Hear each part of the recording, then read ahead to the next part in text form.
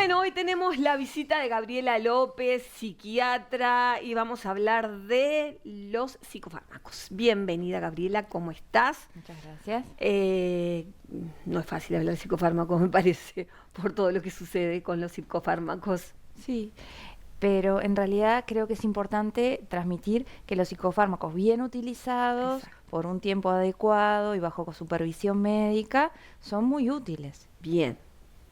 y generan una Tiempo, indicación. supervisión médica, o sea, y sí adecuarse bien a lo que el especialista nos está proponiendo, ¿no? Sí, el especialista o el médico, porque muchas veces hay ciertos tratamientos, incluso en psiquiatría, que los puede iniciar el médico general y ver la evolución y no necesariamente que tengan que llegar hasta el psiquiatra. Típicamente las depresiones leves, los cuadros de ansiedad leves. Pero si la evolución no es buena o no es favorable y tienen que pasar al psiquiatra, también. O sea, no quiere decir que ¿Qué el fármaco... tiempo sería una evolución esperada en una depresión leve? 3 meses. En 3 meses Meses. tiene que haber una mejoría con un tratamiento indicado, que el tratamiento indicado en la depresión sin antecedentes de trastorno bipolar son los ISRS, los inhibidores selectivos de la recaptación de serotonina, la fluoxetina, la sertralina, que son los más conocidos.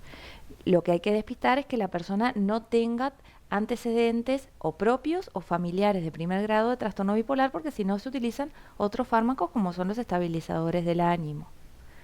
Ajá. Pero, por ejemplo, si fuera un problema de un trastorno bipolar, ya tiene que haber un diagnóstico. Si fuera Un médico de medicina general puede diagnosticar un trastorno bipolar. puede diagnosticarlo, pero generalmente son patologías que son bastante más difíciles de tratar y generalmente se refieren al especialista, Claro, para algo estamos, claro, ¿no? por supuesto. Es mejor en esos casos referirse al especialista porque pueden tener otras complicaciones, a veces son más difíciles de estabilizar, pero también con una buena estabilización y un buen tratamiento integral, que no son solo los psicofármacos. La idea de charlar hoy sobre los psicofármacos es porque es una pata fundamental en la terapéutica, pero toda terapéutica en psiquiatría va acompañada de psicoterapia, Claro, perfecto. siempre. Porque O sea que es una parte. Yo es con la una pastillita parte. sola no puedo. No, O sea, yo creo que hay que solucionar también el problema de base, ¿no? Porque, la pastillita sola lo que nos da es el piso farmacológico para de repente poder hacer frente a los estresores, a los conflictos internos, porque si uno está muy angustiado o con una depresión moderado o grave, es muy difícil entrar psicoterapéuticamente a trabajar todos los conflictos porque genera mucha más movilización y genera mucho más malestar. Entonces, para la persona es insostenible, o por lo menos para la mayoría de las personas. claro.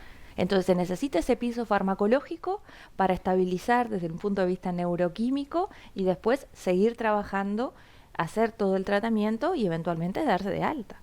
Porque es algo que está bueno transmitir, que las enfermedades psiquiátricas, los trastornos psiquiátricos, muchas veces se les puede dar de alta a las personas, Claro, porque no son crónicos todos. claro. Las depresiones no son todas crónicas, los trastornos de ansiedad no son todos crónicos. Hay situaciones a veces que son puntuales, que requieren tratamiento, que ni siquiera llegan a configurar una enfermedad psiquiátrica. Esos más que nada son los que hay que dar de alta. Claro. Entonces es importante el seguimiento y es importante el tratamiento. Y también saber que muchas veces los tratamientos tienen un principio y un fin. En psiquiatría también. Sí, es todo un tema la psiquiatría en ese sentido, porque eh, el darme cuenta que estoy mal, a veces no es tan simple para cuando estoy mal, ¿no? Cuando estoy en una depresión, cuando estoy con un trastorno, a veces no es tan fácil para la propia persona darse cuenta, sino también se puede dar cuenta el entorno, ¿no? Es fundamental, porque sí, justamente como se enferma el órgano que nos permite darnos cuenta de cosas, no Exacto. nos damos cuenta muchas veces o que hay un descenso del ánimo o que hay una ansiedad que nos complica o bueno, alguna otra, obviamente la sintomatología delirante más todavía. Entonces el entorno es fundamental, pero muchas veces después las personas ya se empiezan a dar cuenta que se empiezan a no dormir bien, a enojarse, a comer mal o a tener dificultades vinculares, ya prenden las alarmas y saben que tienen que ir a consultar que Claro, pero comente.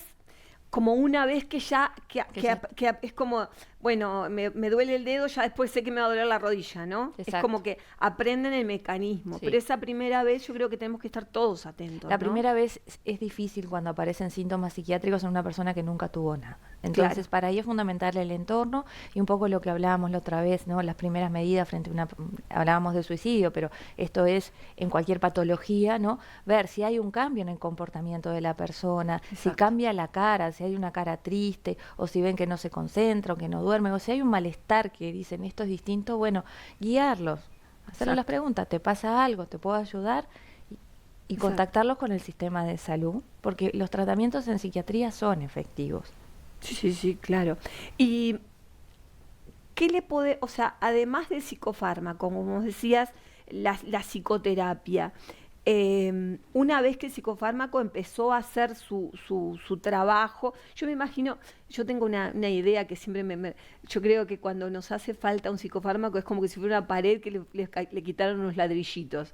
Y es como que si se fuera a como acomodar esos ladrillitos que faltan, pues como para volver a tener la misma consistencia, ese entramado, ¿no? Esa cosa de que me falta esto, bueno, lo pongo ahí y sobre ese muro yo después puedo construir algo. Sí, sobre todo en los trastornos, por ejemplo, afectivos, las depresiones o las ansiedades, es un poco así. Pero, por ejemplo, en los que son los trastornos psicóticos, es necesario tener la base siempre. Es un Claro. poco más porque hay una desorganización mayor a nivel, sobre todo funcional y de neurotransmisores y receptoriales, incluso de conexiones eléctricas. Claro, pero que tenemos que entender eso, que es conexión eléctrica y química. O Total. sea que si no está el fármaco, en realidad no podemos trabajar sobre algo que está funcionando mal. Es como un motor que le está faltando cosas. Sí, sí. Muchas veces empiezan las dos cosas juntas. Ujú. Porque en las depresiones y en la ansiedad se empiezan las dos cosas juntas, ¿no? La psicoterapia y también el tratamiento psicofarmacológico. Claro.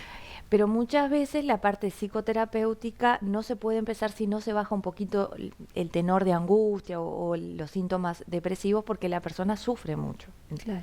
Entonces es necesario como ayudarla un poquito a estar mejor. Por supuesto que el abordaje terapéutico va a ser tan individual como tantos Sí. pacientes puede haber, pero ¿cuál sería como cuál sería un abordaje ideal? ¿Cómo podemos empezar con eso?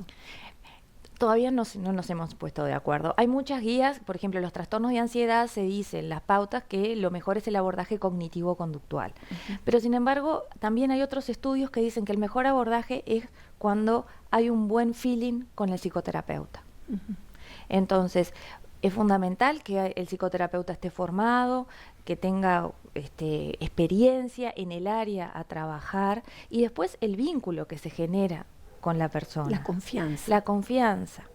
Y después hay psicoterapias específicas, por ejemplo, la terapia dialéctico-comportamental para la disregulación emocional que se hace de forma grupal. Hay muchos abordajes. Creo que a veces, si bien hay una orientación, porque hay pautas internacionales que dicen para esto tal otra, también muchas veces depende de la persona cómo se sienta en ese abordaje. Claro. Pero lo importante es que una vez que entendemos que nos sucede algo, o que mamá, o que papá, o que el esposo, o que los hijos están viendo que el comportamiento de una persona está cambiando sin una razón muy, muy lógica, en lugar de pensar, porque siempre tendemos a pensar que quien tiene como un desarme o un desequilibrio está de vivo, lo hace por gusto, es malo, ¿no? Son cosas que nos surgen a partir de un comportamiento extraño de una persona con la que convivimos. Y de repente, como última instancia, podemos creer o pensar que puede estar teniendo o padeciendo una situación que realmente tiene cura. Sí. Típicamente, por ejemplo, la ansiedad, sobre todo en las personas en el adulto joven y en el adolescente, se presenta con mucha irritabilidad. Claro. Entonces se ve a la persona de mal humor. ¿Y a qué le pasa? Y de repente se está de vivo, ¿qué le pasa? Todo le cae mal. Y en realidad es un descenso del ánimo. Entonces, Claro. A veces es difícil diferenciar de la personalidad de base, pero cuando hay un cambio brusco o más o menos brusco, hay que abrir los ojos y preguntar, ¿te pasa algo? ¿Estás bien? Claro. ¿Y tiene la capacidad de contestar que sí o que no? Generalmente no va a decir me Sí. siento mal, estoy deprimido, pero sí no estoy yo, algo me está pasando, estoy disgustado, no sé por qué me enojo, no sé por qué me estoy así, o el me siento mal, que es una Claro. gran bolsa, que es un trabajo del psiquiatra muchas veces discriminar qué es ese me siento mal. Estoy angustiado, estoy irritable, estoy deprimido. O bueno, a veces en los trastornos psiquiátricos mayores hay una situación delirante que genera ese malestar. Claro, claro. Sí, sí, porque eso creo, el otro día hablábamos con alguien eso mismo, ¿no? De cuánto más le estamos dando como importancia, cada vez nos damos cuenta más que, bueno, que hay solución, que hay una medicación, que pueden volver a ser funcionales a la familia Tal sin cual. enojarnos, porque antes el que tenía un trastorno en realidad por la familia era como dejado de lado, era el conflictivo, era el complicado, y de hecho ahí se estigmatizaba no solo a la persona, sino a sus hijos, a su familia, quedaban aislados, y nadie se daba cuenta que en realidad había una patología atrás, Exacto. porque la enfermedad mental era como una cosa que, bueno, yo me puedo enfermar de cualquier cosa menos de la cabeza, ¿no? Es Sí, como, y eso también, lo que pasa que es como más difícil, o sea, tiene o sea, está menos estudiado todo lo exacto, que es, recién ahora lo que es enfermedad mental, o sea, venía como con un atraso, estaba primero que era el alma, después hace relativamente poco se colocó la enfermedad mental en el cerebro, y el cerebro es un órgano muy complicado de claro, estudiar, entonces es difícil. Y está todo el estigma, porque como son enfermedades que se que se transfieren y se ven en el comportamiento, en el pensamiento y en las relaciones con los demás, generan otro tipo de repercusiones que de repente una gripe no. no, claro, por supuesto, por Entonces es supuesto, diferente. Pero lo que sí que hay que transmitir es que hay tratamientos que son efectivos incluso en los trastornos psiquiátricos más graves. exacto. Por ejemplo, la esquizofrenia. O sea que tienen muy buen pronóstico con los Que tratamientos se pueden actuales insertar a la y que hay sociedad y ahora, hay una vida que hay normal, acá, claro, en claro, Uruguay. O sea, claro, no hay que ir a otro lado. exacto, exacto. Bueno, Gabriela, gracias. A ti. Bueno, nosotros continuamos.